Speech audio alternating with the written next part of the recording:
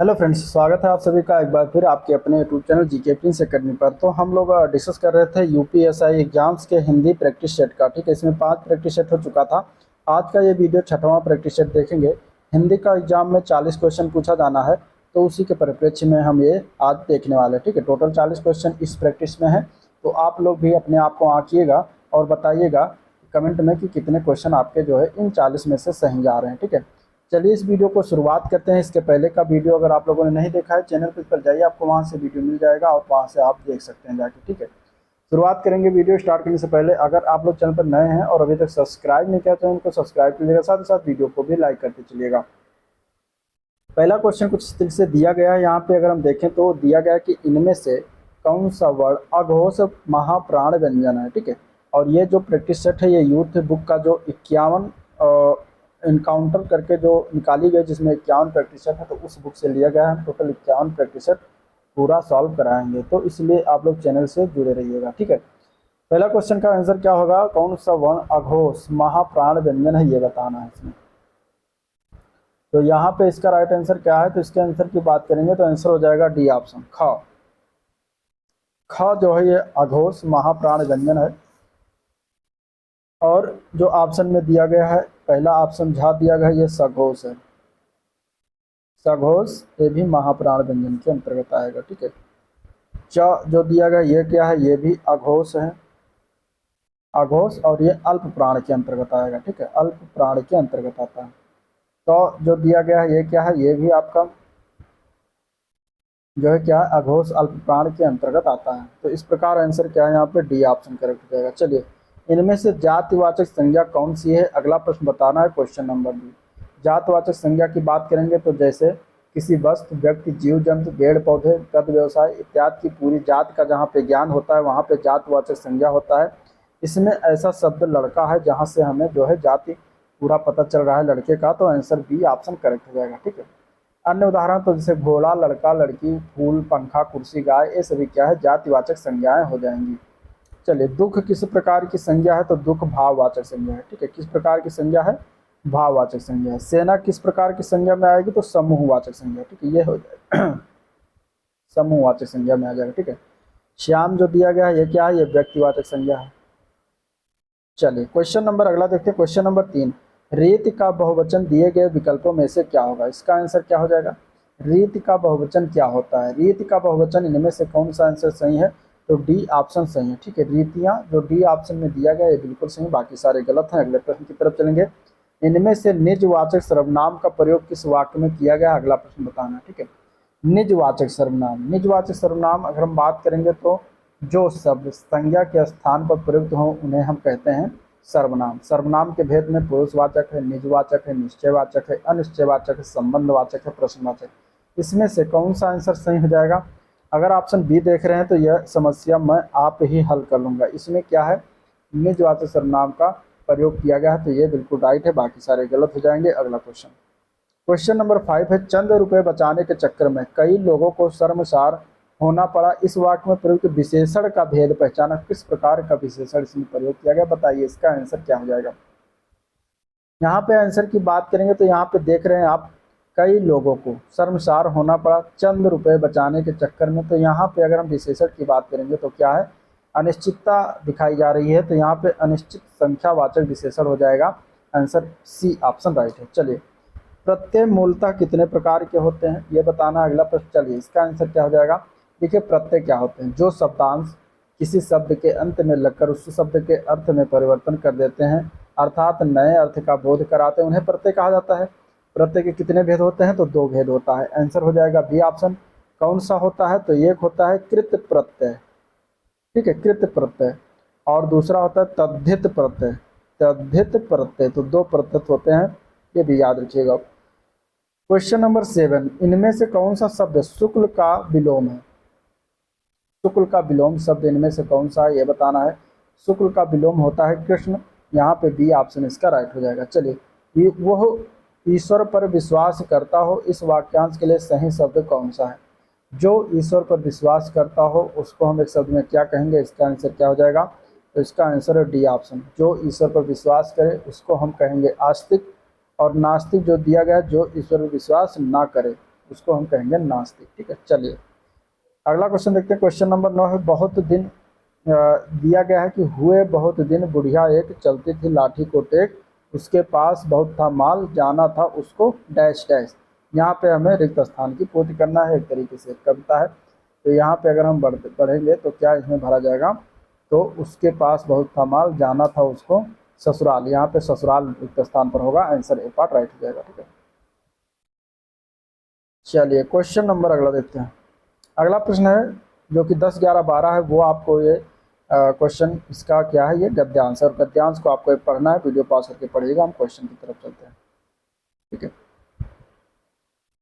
Question number 10 है, मनुष्य की कितनी प्रतिशत लंबाई जीन्स द्वारा निर्धारित होती है। ठीक है, तो गद्यांश के अनुसार जब पढ़ेंगे तो आपको निकल के आएगा 70 से 80%, आंसर बी ऑप्शन इसका राइट हो जाएगा। 10, 11 नंबर क्वेश्चन है, मानव वृद्धि हार्मोन के नए शारीरिक उत्पादन में कौन से कारण जो है मुख्य भूमिका निभाते हैं इनमें से। तो गद्यांश के अनुसार व्यक्ति कितनी शारीरिक कसरत करता है, उसे रात में पूरी नींद मिल पाती है नहीं, तो ये उसकी जो है मुख्य भूमिका निभाते हैं, आंसर सी ऑप्शन करेक्ट है। ठीक है, लंबाई निर्धारण करने में किस हार्मोन का सबसे बड़ा योगदान रहता है। गद्यांश के अनुसार आंसर यहाँ पे डी हो जाएगा, मानव वृद्धि hormone, answer B option right है। ठीक है, चलिए, नाग का मोती अधर की कांति से, बीज दाड़िम का समझ भ्रांति से, देख कर सहसा हुआ सुख मौन है, सोचता है अन्य सुख यह कौन है। इस पंक्ति में प्रयुक्त अलंकार कौन है, ये बताना।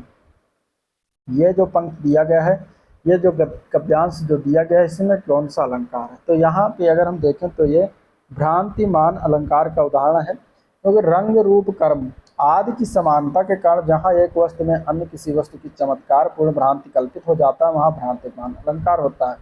यहाँ पे अगर हम देखें तो नाक में तोते का और नाक में मोती, नाक के मोती में अनार के दाने का। ठीक है, यहाँ पे जो है क्या है, ये दाड़िम जो है क्या अनार है, तो बीज दाड़िम का समझ कर भ्रांति से।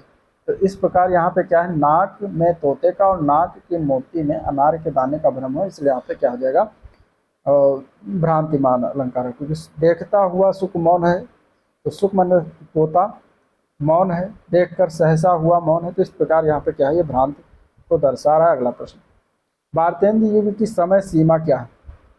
इसका आंसर क्या है, भारतेंद्र युग की समय सीमा है ए पार्ट 1850 से लेकर सन 1900 ईस्वी तक मानी गई है, तो आंसर सी ऑप्शन इसका राइट हो जाएगा। चलिए क्वेश्चन नंबर 15 है, उस सही विकल्प का चयन करें जो बताता हो सत्यार्थ प्रकाश उपन्यास के लेखक का नाम क्या है। सत्यार्थ प्रकाश उपन्यास, इसके लेखक कौन है, तो इसके लेखक हैं स्वामी दयानंद सरस्वती। यहाँ पे राइट आंसर ए पार्ट इसका करेक्ट हो जाएगा। रामचंद्र शुक्ल द्वारा लिखित आलोचनात्मक ग्रंथ निम्न में से कौन सा नहीं, इनमें से रामचंद्र शुक्ल द्वारा लिखित इसमें से कौन सा ग्रंथ नहीं है। इसका आंसर क्या है, रस मीमांसा किसने लिखा है, भ्रमर गीत सार किसने लिखा है, जायसी ग्रंथावली किसने लिखा है, ये सभी जो है रामचंद्र शुक्ल के द्वारा लिखित हुई, आचार्य रामचंद्र शुक्ल के द्वारा। शिल्प और दर्शन जो दिया गया ये इनके द्वारा रचित नहीं है, ये लिखा गया है सुमित्रा नंदन पंत जी के द्वारा। ठीक है, तो आंसर यहाँ पे बी हो जाएगा। चलिए, सुमित्रा नंदन पंत की किस कृति के लिए उन्हें ज्ञानपीठ पुरस्कार दिया गया, वेरी इंपॉर्टेंट क्वेश्चन है और हर बार एग्जाम में पूछा जाता क्वेश्चन है। ठीक है, तो यहाँ पे क्या हो जाएगा, क्वेश्चन नंबर 17 का आंसर बी पार्ट हो जाएगा, चिदम्बरा।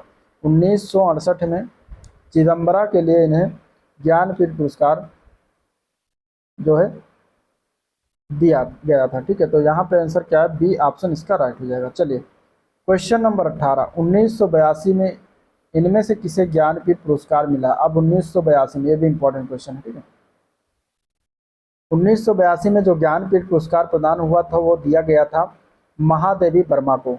किसके लिए, यामा इनकी एक पुस्तक का नाम है, उसके लिए प्रदान किया गया था, तो आंसर बी ऑप्शन इसका राइट हो जाएगा। चलिए क्वेश्चन नंबर 19 है, भारतीय संविधान के किस अनुच्छेद में उच्चतम न्यायालय और उच्च न्यायालयों की कार्यवाहियों में प्रयुक्त भाषा के संबंध में उल्लेख किया गया है, तो उस अनुच्छेद का नाम क्या है, तो उस अनुच्छेद का नाम है अनुच्छेद 48, आंसर यहाँ पे डी ऑप्शन राइट हो जाएगा।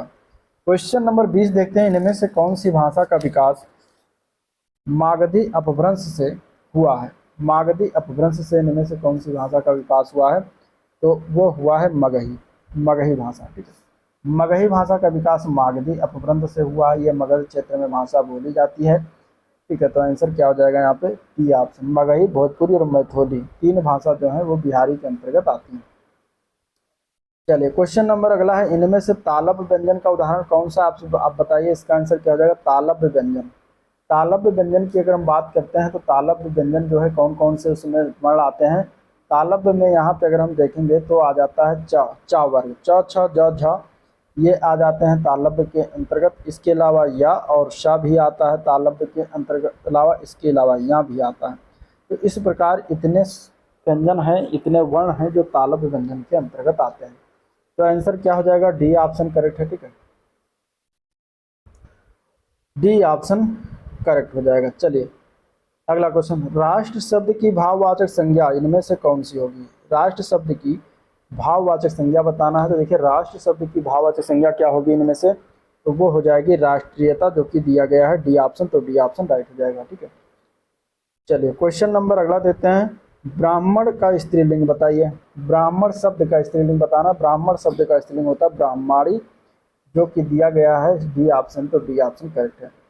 निम्न में से कौन सा वाक्य इनमें से एक वचन है। एक वचन वाक्य की अगर हम बात करेंगे तो 24 का सी हो जाएगा, कल बहुत वर्षा हुई थी। इसमें अगर हम देखेंगे तो ये वाक्य एक वचन रूप में लिखा है, बाकी सारे जो वाक्य हैं ये क्या है, ये बहुवचन में है। ठीक है, तो आंसर हो जाएगा सी ऑप्शन। चलिए क्वेश्चन नंबर 25 है, मेरे प्यारे देशवासियों, गणतंत्र दिवस की पूर्व संध्या पर आपको संबोधित करते हुए मुझे बड़ी प्रसन्नता हो रही है। इस वाक्य में है मेरे प्यारे देशवासियों में कौन सा कारक है। तो यहाँ पे आप देख सकते हैं ये जो लगा हुआ है देशवासियों के बगल में, ये विस्मयादि बोधक का चिन्ह है, और इस तरीके से अगर लग जाता है तो संबोधन किया जाता है, संबोधक कारक हो जाएगा। ठीक है, इसमें इसी चिन्ह का प्रयोग किया जाता है संबोधन कारक में। चलिए अगला क्वेश्चन है, माँ ने पिताजी से सामान मंगवाया, यहाँ क्रिया का कौन सा रूप है ये बताना है। 26 नंबर का आंसर क्या हो जाएगा। तो देखिए मंगवाना, हटवाना, पकवाना, जगाना, दबवाना, लिखवाना, ये सभी अगर आपको मिल जाते हैं तो वो हो जाती है प्रेरणार्थक क्रिया। ठीक है, प्रेरणार्थक क्रिया। आंसर क्या हो जाएगा, डी ऑप्शन राइट है। चलिए अगला प्रश्न है, चर्चा शब्द से बना हुआ विशेषण बताना है। चर्चा शब्द से बना हुआ विशेषण क्या हो जाएगा इसमें से, चर्चित। सी ऑप्शन इसका राइट है। नेक्स्ट क्वेश्चन, 25 रुपये दीजिए, इस वाक्य में विशेषण पहचानना है। तो इस वाक्य में विशेषण की बात करेंगे तो यहाँ पे जो 25 रुपये लिखा है इसकी वजह से क्या है, एक निश्चित संख्यावाचक का बोध हो रहा है। तो आंसर सी ऑप्शन करेक्ट है। ठीक है, निश्चित संख्यावाचक विशेषण के उदाहरण। क्वेश्चन नंबर 29 दिया गया है, आज मुझे थोड़ी सी फुर्सत मिली है। इस वाक्य में थोड़ी सी किस प्रकार का विशेषण है। थोड़ी सी किस प्रकार का विशेषण है ये बताना है। तो देखिए यहाँ पे जो थोड़ी सी दिया गया है ये क्या है, ये परिमाण बता रहा है, परिमाणवाचक विशेषण के अंतर्गत आएगा। डी ऑप्शन करेक्ट है। परिमाणवाचक विशेषण में जो अपने विशेषण की निश्चित अथवा अनिश्चित मात्रा का बोध कराता है वहाँ पे परिमाणवाचक होता है। ठीक है, चलिए अगला प्रश्न, निम्नलिखित शब्दों में से कौन सा गुणवाचक का उदाहरण नहीं है। इनमें से गुणवाचक का उदाहरण यहाँ पे अगर देखें, ऐतिहासिक तो गुण बताता है, प्रभावशाली ये भी गुण बताता है, पाश्चात्य ये भी गुण है, लेकिन बहुत लंबी रस्सी ये गुण नहीं बताता, तो ये गुणवाचक नहीं होगा। ठीक है, जिस शब्द में संज्ञा का गुण, दशा, स्वभाव आदि का बोध लक्षण हो, लक्षित हो, उससे क्या होता है, गुणवाचक विशेषण होता है। ठीक है, तो आंसर क्या हो जाएगा, डी ऑप्शन हो जाएगा। अगला प्रश्न, कृपया मेरी थोड़ी सी मदद करो, इस वाक्य में थोड़ी सी किस प्रकार की जो है क्रिया विशेषण है। थोड़ी सी किस प्रकार का क्रिया विशेषण है इनमें से। तो यहाँ पे अगर हम देखते हैं तो आंसर इसका ए पार्ट हो जाएगा, परिमाणवाचक क्रिया विशेषण। क्या है, परिमाणवाचक क्रिया विशेषण। ठीक है, क्योंकि आंसर की क्या बात हो जाएगा यहाँ पे, ए पार्ट हो जाएगा। क्यों, तो जो अविकारी शब्द किसी प्रक्रिया के परिणाम, किसी क्रिया के परिणाम अथवा निश्चित संख्या का बोध कराता है वहाँ पे परिमाणवाचक क्रिया विशेषण होता है, जैसे कि कुछ, थोड़ा, केवल, अधिक, कम, थोड़ा थोड़ा, ये सभी हो जाते हैं। ठीक है, चलिए रज्जु शब्द का तद्भव बताना है। रज्जु शब्द का तद्भव होता है, रज्जु शब्द क्या है, तत्सम है। इसका तद्भव क्या होता है, इसका तद्भव होता है रस्सी। आंसर बी ऑप्शन इसका राइट है।